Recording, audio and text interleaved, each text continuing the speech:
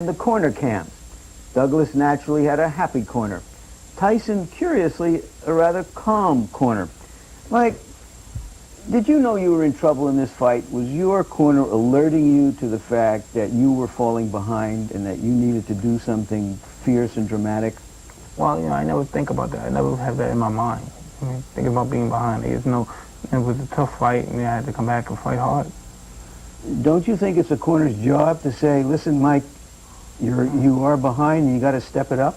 Yeah, they expressed that. I knew it's just a matter of time I'll catch the guy. I was doing my best to come on, but as you say, we were clashing heads, and I was trying to face him on the side because it was very difficult for me to see him from my left side. Your corner only had a problem after the 8th round. What was the sense of it there? How did they deal with it? After the knockdown? Yes.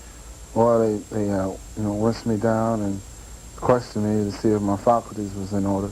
And after they found out that I was all right, then they went on and instructed me to continue fighting. They instructed me in a way to continue to fight. Well, did they say, look, he's going to come out after you, you've got to buy time?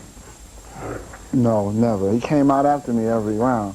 So it was, we knew where he was coming. So you were going to find out real quick whether you could deal with him after the knockdown. Right, right. Mike, you've repeatedly stated you couldn't see out of that left eye.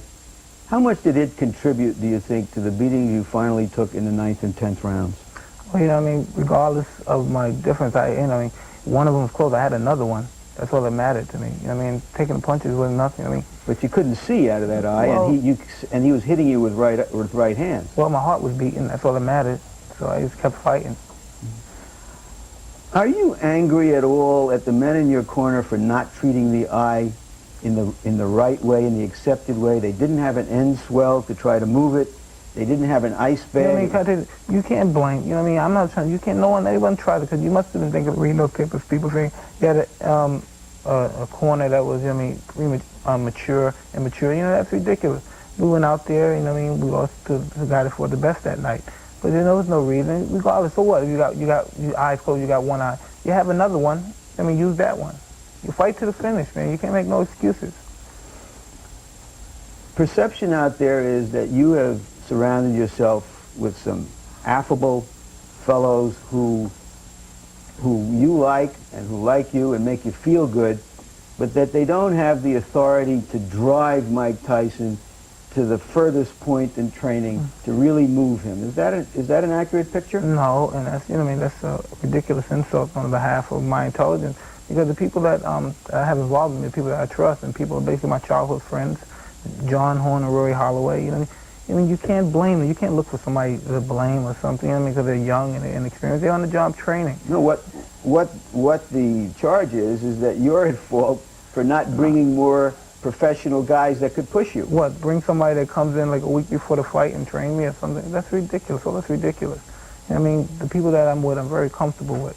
It's just that out of 37 fights, I had 37 good nights, and at the 38th, I had one bad night. There's no means, no doubt in my mind, regardless of his decision, he'd run around, run off with his mouth saying he's going to fight, make me wait, or the manager make me wait, he'll fight. Regardless of who he fights, I'm going to get my title back, regardless. If he fight Holyfield, and hopefully I'm going to get it back from Holyfield, regardless.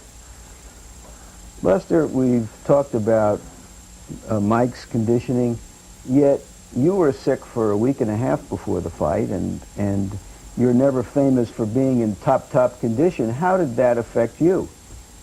Well, it had no effect, I guess. I went out there and fought the best fight I could. Like I said, I signed the fight for the heavyweight championship. It's a dream. Weren't you taking penicillin and other drugs? I was taking penicillin and antihistamine and some mouthwash to gargle from my throat because I had inflamed. My throat was swollen also. So I was a bit under the weather also. But the fight pumped you up so much that it didn't affect you at all? Well, I fought to the best of my capabilities. I got out of what I had. When all the punches are fired, sometimes the real firing is just starting. A lot of questions.